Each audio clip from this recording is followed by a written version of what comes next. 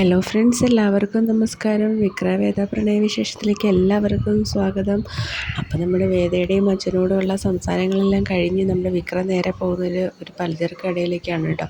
അപ്പോൾ കടയിൽ പോയിട്ട് കുറച്ച് സാധനങ്ങളൊക്കെ വാങ്ങി, ആവശ്യമുള്ളതും ഇല്ലാത്തതുമായ എല്ലാ സാധനങ്ങളും എന്തൊക്കെ വേണ്ടതെന്ന് പോലും നമ്മുടെ വിക്രത്തിന് അറിയില്ല കേട്ടോ. എന്നാലും കണ്ട സാധനങ്ങളെല്ലാം വാങ്ങി വണ്ടിയിൽ വെച്ച് നമ്മുടെ വിക്രം വീട്ടിലേക്ക് വരാനുണ്ട്. വീട്ടിൽ കൊണ്ടുവന്ന് സാധനങ്ങളെല്ലാം ഇറക്കി കഴിഞ്ഞിട്ട് തിരിച്ച് നടന്നു പോരാൻ നേരത്ത് വേദ പറഞ്ഞു, നിങ്ങളൊരാളോട് വാശി തീർക്കണ പോലെയാണ് ഈ സാധനങ്ങളെല്ലാം വാങ്ങിക്കൊണ്ടിരുന്നത്.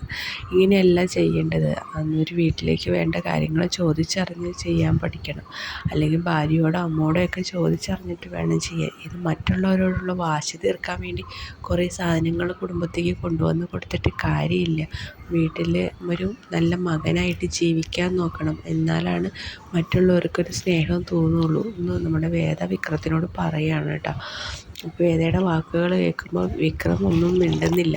നമ്മുടെ വീഡിയോ ഇഷ്ടമായെങ്കിൽ ലൈക്ക് ചെയ്യാനും ഷെയർ ചെയ്യാനും സബ്സ്ക്രൈബ് ചെയ്യാനും മറക്കല്ലേ.